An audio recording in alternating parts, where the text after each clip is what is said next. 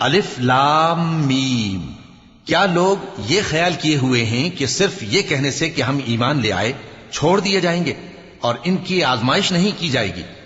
اور جو لوگ ان سے پہلے ہو چکے ہیں ہم نے ان کو بھی آزمایا تھا اور ان کو بھی آزمائیں گے، سو اللہ ان کو ضرور معلوم کرے گا جو اپنے ایمان میں سچے ہیں اور ان کو بھی جو جھوٹے ہیں۔ کیا وہ لوگ جو برے کام کرتے ہیں یہ سمجھے ہوئے ہیں کہ یہ ہمارے قابو سے نکل جائیں گے؟ جو فیصلہ یہ کرتے ہیں برا ہے۔ جو شخص اللہ کی ملاقات کی امید رکھتا ہو تو اللہ کا مقرر کیا ہوا وقت ضرور آنے والا ہے، اور وہ سننے والا ہے، جاننے والا ہے۔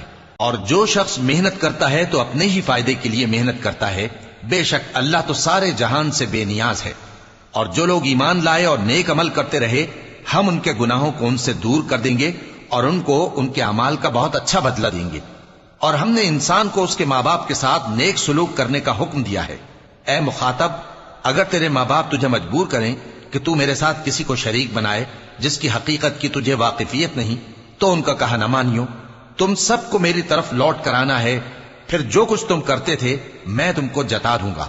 اور جو لوگ ایمان لائے اور نیک عمل کرتے رہے ان کو ہم نیک لوگوں میں داخل کریں گے۔